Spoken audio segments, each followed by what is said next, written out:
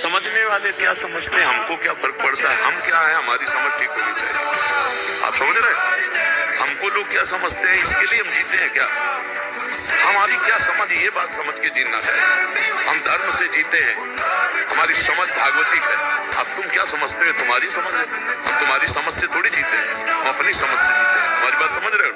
हाँ, किसी की समझ के गुलाम नहीं है हम अपनी समझ से, शास्त्र सम्मत समझ से हम आनंद को भोगते हैं। ये जीवन मस्ती के लिए मिला, किसी समझ के लिए नहीं। समझ रहे? हम अपने सत्य की मस्ती में हैं। तुम हमको क्या समझते हो, इससे हमें कोई फर्क नहीं पड़ता। हम क्या समझ करते, इससे फर्क पड़ता है। अपनी बड़ाई, अपनी प्रशंसा कभी अपने मुख से नहीं करना, नहीं तो आप पुण्य नष्ट हो जाएंगे, बुद्धि भ्रष्ट माने गिर जाएगी। अगर परमार्थ में चल रहे तो भी, और व्यवहार में तो पुण्य नष्ट हो ही जाएंगे।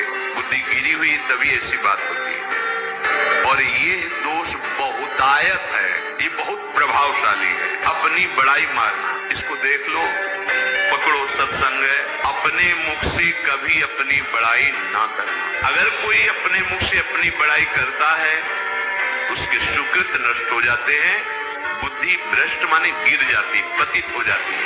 ये निर्णय ठीक नहीं।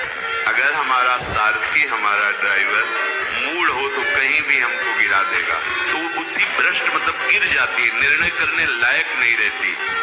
जो एकदम कसम खा लेते हो, 10-20 दिन के बाद एकदम टूट के फिर उसी में गिर जाते हैं। विषय धीरे धीरे छोड़ा जाता है, भजन बढ़ाया जाता है और धीरे धीरे छोड़ा जाता है। आज के बाद एकदम कसम खा ली, मैं ऐसा नहीं करूंगा, नहीं चलेगा, महीना 2 महीना मुंह भरा गिरोगे।